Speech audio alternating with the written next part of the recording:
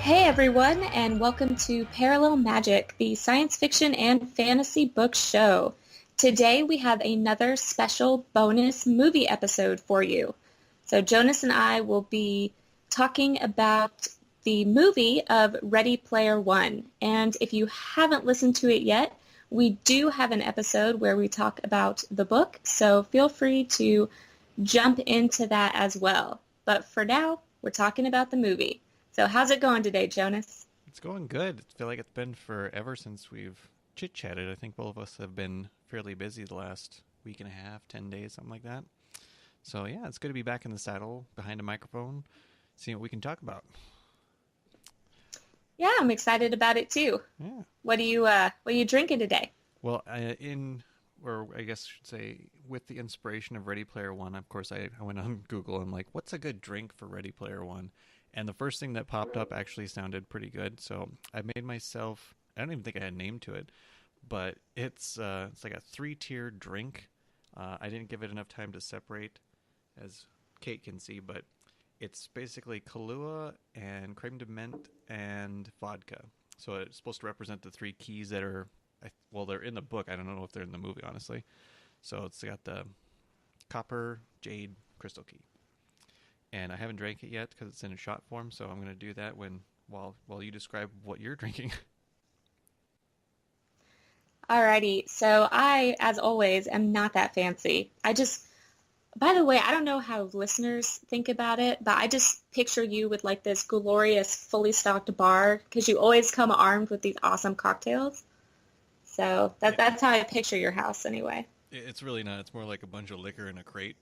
And I just kind of keep adding stuff to it because I'm like, oh, I'll drink that someday. I'll drink some more of that someday else too.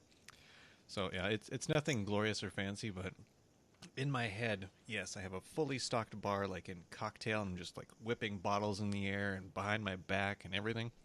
But in actuality, I'm like super nerdy and cautious of every little drop that I'm spilling all over the place. But yeah. Fair enough. So what are you drinking? I don't think you Nice. said. All right, so I am drinking 19 Crimes. It's an Australian red wine, and I just chose it because it was open, if I'm being fully honest. Hmm. But I can link it to Ready Player One. Cool. So the thing that's really awesome about this wine, besides the fact that it's delicious and cheap, is that it's inspired by the 19 crimes that would get a person sent to the Australian penal colony. So each bottle has a photo of a convict on it, which is Ooh, like really cool. that's cool. So I guess, it's inspired by Parzival going to the Iowa indentured servant uh, penal colony, if you will, and serving time there. Nice indentured servitude drink. Problem with me is if I start drinking stuff like that, I'd want to like collect all of them. Like, oh, there's only 40 more to get. Let's get some more. I've only seen like four, I think. So thus far, it seems as if they could be collected. Nice. Well, I guess we'll find out as time goes on how many you can round up. Well, so everybody who's listening to this part of it, we're going to go right into the nitty gritty of it. So this is a full spoiler alert. If you haven't read the book, um, go, go back and look at that. If you're never going to read it, I mean, at least go that far so you understand what the book's about. To come back here. For me, I haven't watched the movie, but this is a movie I know I'm going to. And movies honestly don't get spoiled by people talking about it unless it's something very, very dramatic and you break it.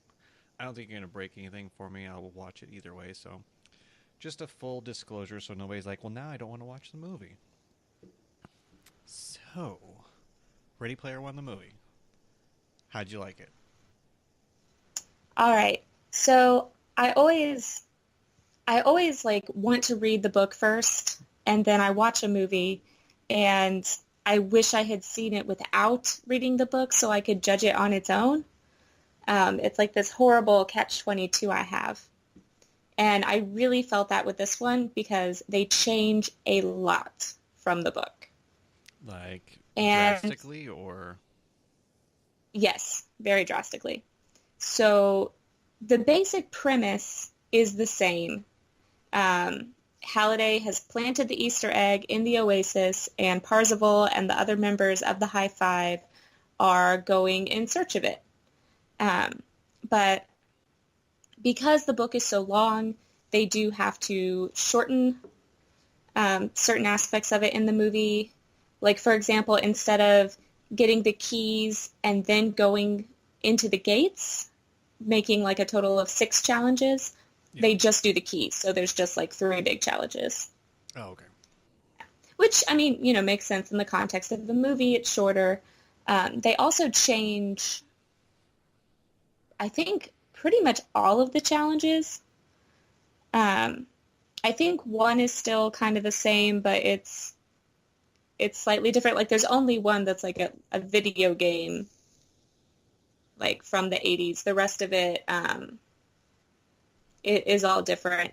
And I mean, it works better because when you think about it, when you're reading the book, you're like really immersed in it and you can go detail by detail and the narrative pulls you along. But in a movie, watching someone play a bunch of video games probably wouldn't be the most interesting use of your time. Yeah, it'd have to be kind of like a montage with, I can imagine the 360 panoramic camera and going in from silhouettes and fade-ins, fade-outs until it's over, just so you can kind of rush through it. But I can't even remember. I know the first one he plays Joust. The second one, I think it was like a movie script, wasn't it? Yes. So what they do for that is they actually go into The Shining, Oh. but they don't act it out. They're just in the world and they have to like figure out a puzzle in the hotel. Oh, okay. And I saw Which makes sense. You can't act out a movie in a movie because, yeah, who's going to sit around copyright for and that? yeah, it's So the third and final one, now is that I'm guessing here, does that have something to do with the racing that's in that movie? no, that's the very beginning. Oh, That's that's the the beginning. first key. Oh, okay. So what's the Yeah. last one then? The last one is I can't remember the name of the video game, but that one they actually do play a video game and it's the one where the designer planted the original Easter egg and you have to go get it, Oh, yeah, yeah. where you have to get the dot and then bring it back to the home screen. Yeah, one of those old school Atari games or whatever it was that. Yeah. Gotcha. Well, that's cool. So now, I know when people take liberties to turn book to movie, most times it's really terrible, and people kind of leave pissed off. Would seeing this movie be one of those where it's like it was a good adaptation, or it was more of a like I really wish they would have stuck to more of the book? I think it depends. Personally, I'm kind of torn on it. As far as, the challenges, I'm okay that they changed those because I think the challenges they did do are more interesting for the screen. Mm-hmm. Um, but there's some things with the characters that I don't like. So Artemis is running this kind of undefined, vague rebellion. And she and Wade actually meet in person about halfway through the movie. Oh, so not like at the end, and that. Yeah, so I really liked in the book how at the end they met, right there at the end, and it really it was kind of like a reward for us for getting through the book, and it really cemented in those themes of like human contact and connection Mm-hmm. and the physical world versus virtual reality. So, I wasn't a huge fan of that, but I understand again for the movie, movie viewers are a more instant gratification crowd. Yeah. So they want the romance. And the actress who plays Artemis, I love her. She's from Bates Motel and a couple other things. and she's great. So I was happy that she got a lot of screen time. Yeah, and I think that they changed because in the book she has a very big, like, scarlet or something birthmark across her face. It didn't look like they stuck to that part in the movie, did No, they? it's there. It's She's there. just still pretty. Oh yeah, she's still pretty. Yeah, it's not like a grotesque, she doesn't look like Freddy Krueger or anything. It's Right. just basically part of her skin is looks a little sunburnt. It's kind of a or yeah, it's kind of a purpley reddish Yeah. color, you know. Yeah. Of course.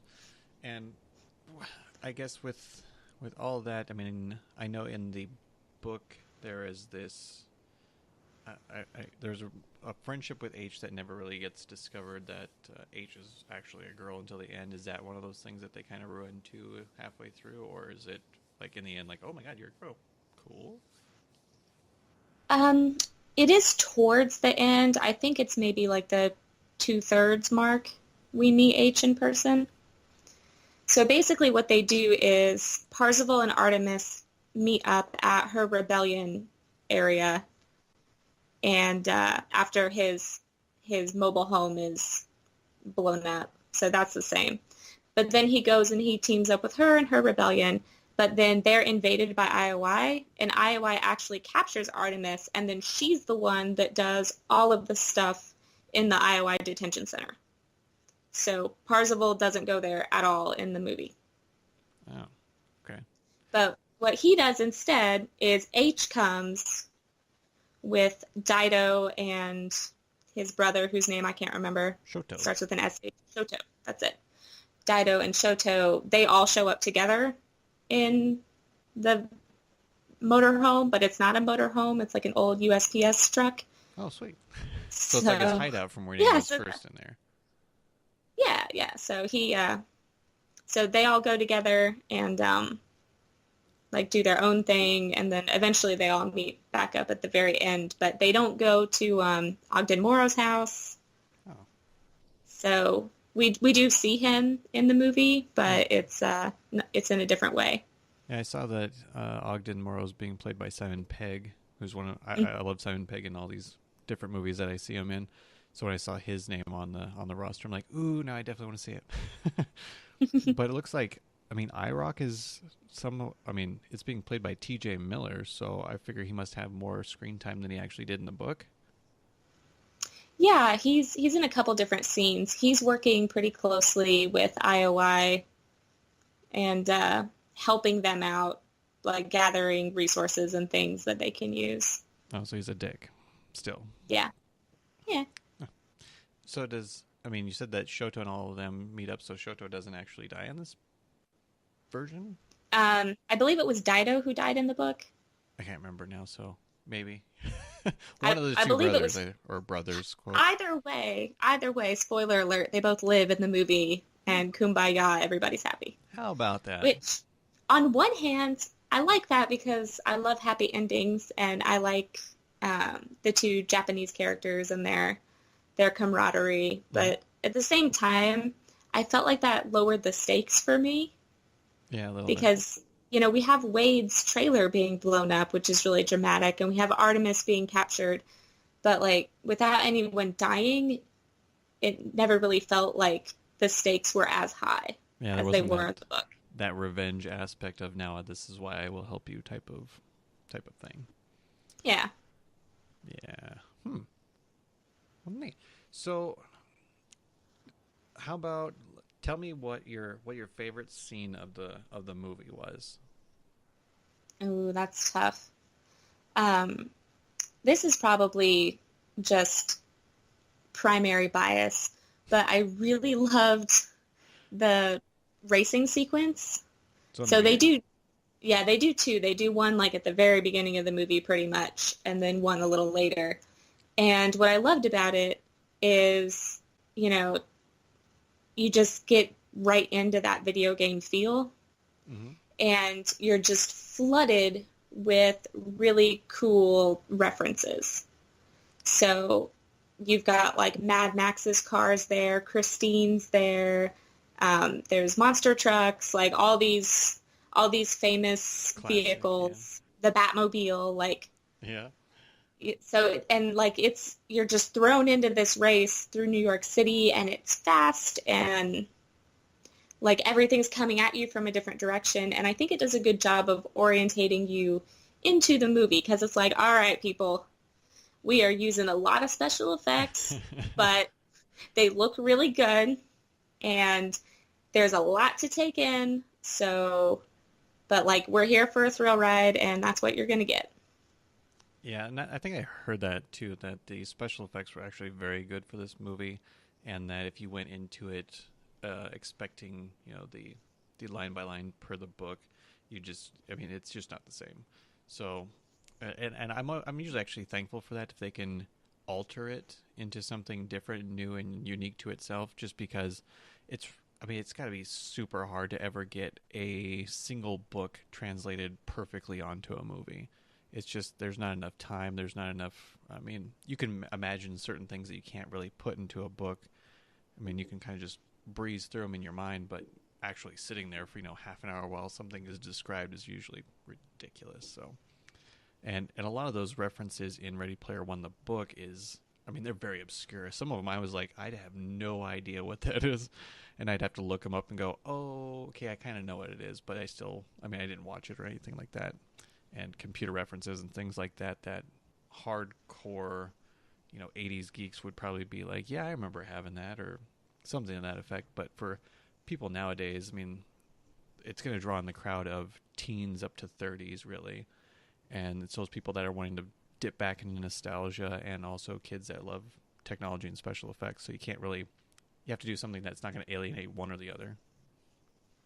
Yeah, and I think they did a good job with that because there are pop culture references from several decades and also a varying degrees of obscurity. So there's some stuff like the Batmobile that everyone's pretty much going to see and know. Mm-hmm. And then there were other references where my husband was like slapping my arm in the theater like, "Oh, look at that." And I'm like, "I've never heard of that, but I'm happy that you're happy, babe."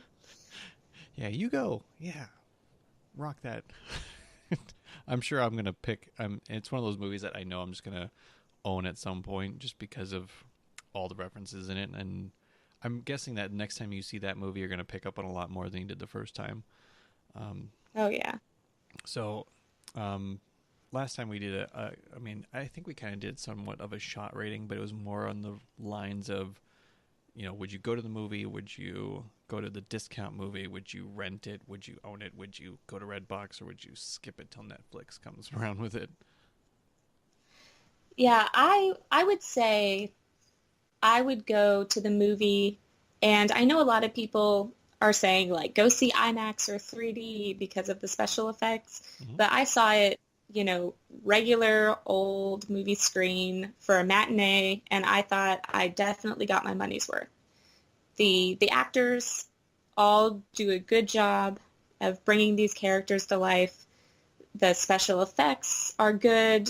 I mean, they really come at you. So like there's a couple times where like there's just so much and you're going to have to go back and watch it again to like fully process everything. Mm-hmm. Um, and the themes, if you like the themes of this book, not just the surface stuff like the pop culture, but the deeper stuff about human connection and identity construction and all of that, those still are at the heart of the movie. And to me, that's the most important thing.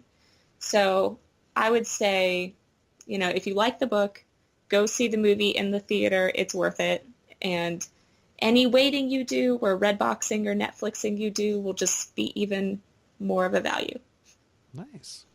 Well, I'm still hoping that I can see it in the theater. It might actually be one of those that if I start getting too preoccupied, I'll probably just go out and buy it, because I've had enough. I think I've had enough feedback from different people that have convinced me that this is going to be worth my money and time. And just by reading the book twice now, I'd have to imagine that I could be. So, well, yeah, I'm glad that you got to go see it. I'm jealous a little bit, but I will at some point. I will get there. Absolutely. Well, are there any follow-up thoughts? Anything that you really hated that you wish they would do differently, or caution people about when they're gonna go out and watch it for the first time? Not really. I think I went over most of the changes and like I said, it's you just have to go in not expecting the book. Expect the essence of the book, the heart of the book, but all of the execution surrounding the core ideas to be different. And some people probably will hate it, other people probably like it better. For me, it was kind of a wash. I thought both were good for their respective media and yeah, I mean, I had a fun time watching it, and I would definitely recommend it to anyone who liked the book. Excellent. Well, if you are out there and you've read the book or watched the movie, want to give us your feedback, we'll be posting this, or I guess you're going to see it out there, but the YouTube channel will have this as well as our Goodreads book group discussion. So if you want to weigh in, by all means do. We're everywhere. We have a website, we have Facebook, we have a Twitter account, we have an Instagram account. I don't know what else we have. God, basically everything. I think you got it all. There you go. And every single episode, we put all those links in the show notes. So wherever you're listening to this, just scroll down and you'll find your way. Excellent. And for anybody who's interested, the Ready Player One shot, it was very good, very minty. I think I kind of overdid it. But beyond that, I'm just going to follow up to you with my remaining glass of water and say cheers until the next episode. Cheers!